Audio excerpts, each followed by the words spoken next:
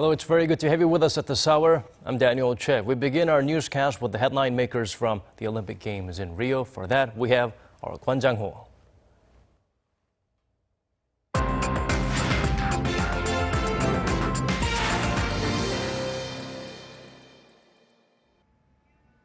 Hello, I'm Kwon Jang-ho, here to bring you the results, highlights and more from the 2016 Olympics. The second day of the competition has begun in Rio with 14 gold medals up for grabs on Sunday. But let's take a look back at day one when Team Korea picked up their first medals, including a commanding win in the men's team archery. It was a faultless performance, with Korea's three young archers, Kim Woo-jin, Koo Bon-chan and Lee Sung-yoon, winning all three of their matches 6-0. The highlight was in the final against the US, where they scored a perfect 60 out of 60 in their first set to put them on the path to gold. I knew if I trusted myself and trusted my teammates behind me, we would get a good result. I think it was that belief that got us the gold medal. The win carries on Korea's strong tradition of success in archery, tallying its 5th gold medal in the men's team event and its 4th in the last 5 Olympics. But before that, Korea's first medal of this year's Olympic Games came from an unexpected source, the women's 48-kilo judo competition. Chung Bo-kyung, ranked 8th in the world, was not considered a medal contender, but in the quarter-finals, she surprised everyone with a victory over world number 1 Mukbat Oransetseg of Mongolia. She put on another impressive display to beat Tallares Mestre Alvarez of Cuba by an ippon. But she fell short in the final, losing to Paula Peretta of Argentina and taking silver. So South Korean athletes added 2 medals to the count on Saturday, but it wasn't all good news. Several other athletes were expected to make it onto the podium, but came up short with some disappointing performances. Shooter Jin Jong-ho was looking to defend his Olympic title at the 10-meter air pistol finals, but unexpectedly finished way behind in 5th as he struggled to find his form. There was also a major disappointment in swimming as former Olympic champion Park Tae-wan failed to even qualify for the 400-meter freestyle finals. Park blamed nerves as he hadn't been in a major event for 2 years due to a doping ban he received in 2014. Preparation time is short, but it won't do any good to focus on that fact. There's still the 200 meters event left, so I just have to do better. Park can begin his shot at redemption right away, as both the heats and the semi-finals for the 200-meter freestyle event he mentions take place on Sunday. If he makes it past both stages, he'll compete in the finals on Monday. For the rest of Team Korea on Sunday, the focus will turn back to archery, where the women's team will be hoping to follow their men's success with a gold of their own. They're also chasing an historic 8th consecutive gold medal in the women's team event, a golden record going back all the way to the 1988 Seoul Olympics. In judo, there are high hopes for world number 2 An Paul to medal in the men's 66-kilo weight class. And in football, the Korean men's team will face Germany. If Korea wins this match, they'll qualify for the knockout stages with a game to spare in their group.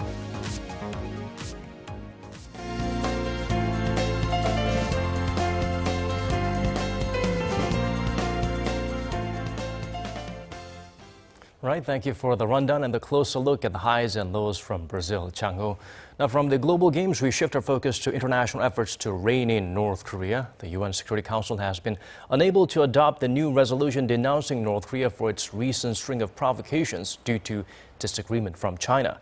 According to diplomatic sources, UN member states, including the US and Japan, are urging Beijing to approve the statement, arguing that a failure to do so would undermine the Security Council's authority. The Council is currently under a silence procedure, which means a resolution is automatically approved if no member objects by a set date. But China is known to have postponed the date numerous times.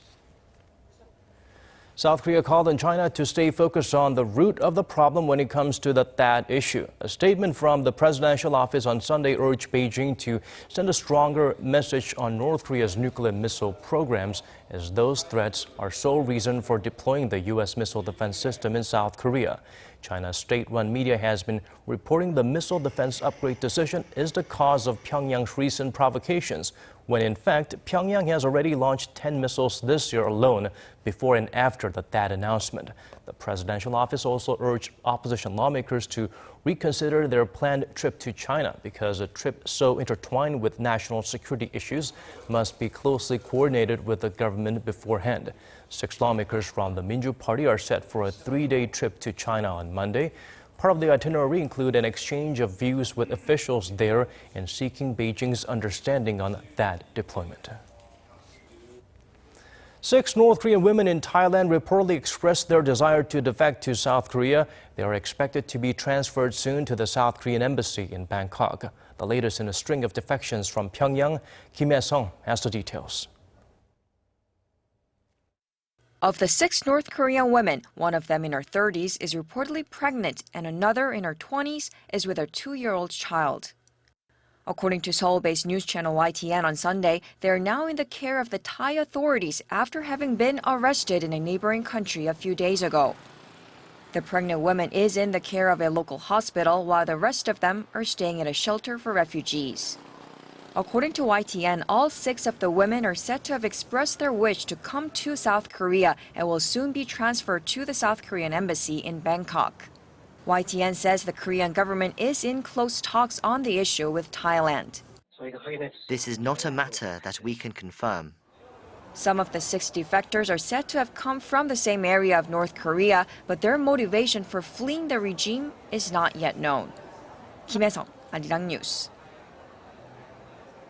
The indications are that North Korea will likely ramp up its cyber warfare against the South. The chief of South Korea's Defense Security Command, Cho Hyun-chun, said on Sunday that Pyongyang's cyber provocation unit has grown since its start in the 1990s to 6,000 strong, and the regime plans to expand the number to 10,000 by the year's end.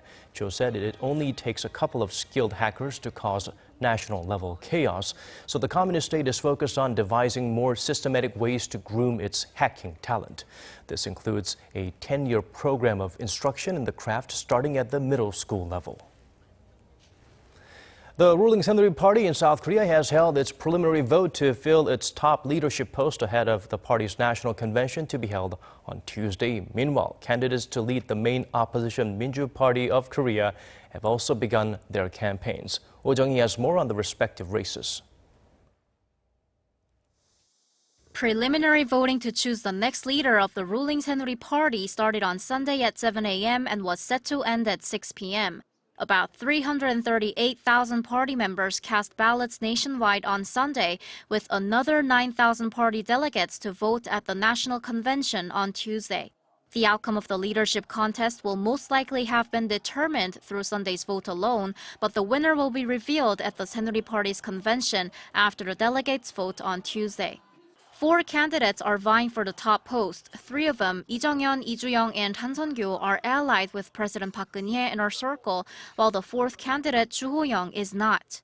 All of them have vowed to reform the party and work to overcome the internal factional strife that left the party divided after its crushing defeat in the April general election.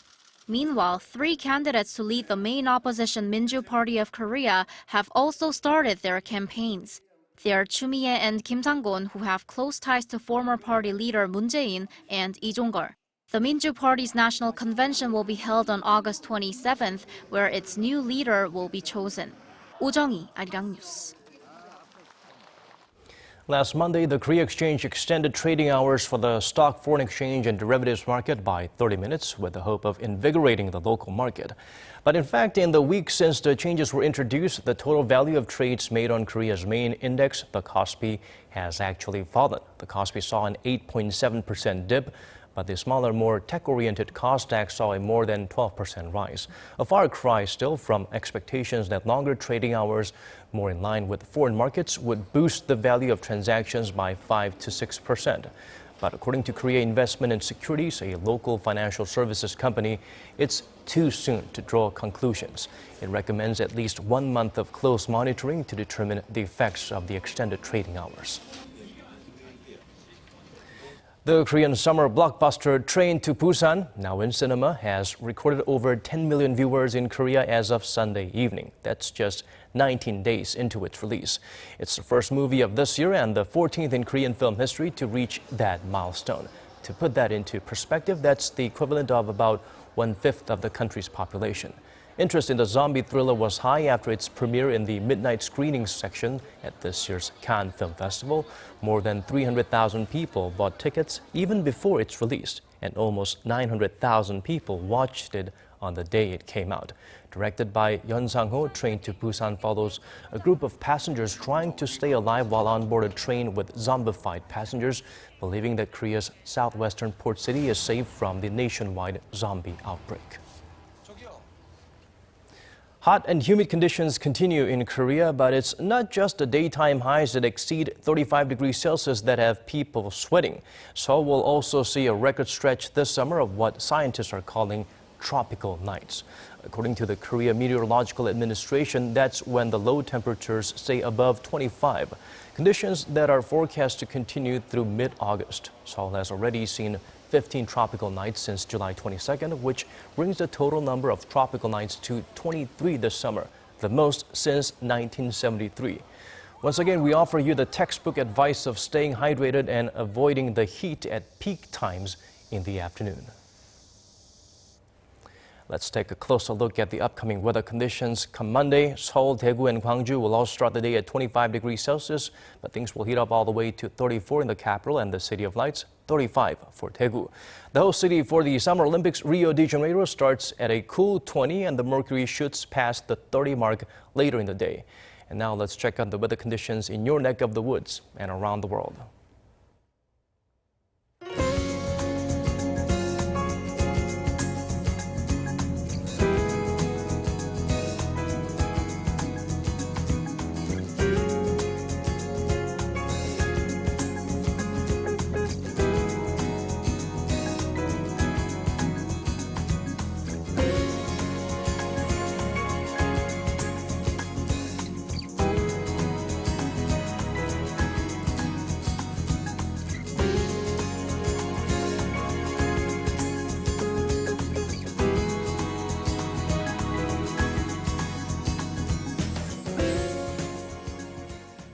And that brings us to the end of this hour's newscast. As always, thank you for watching.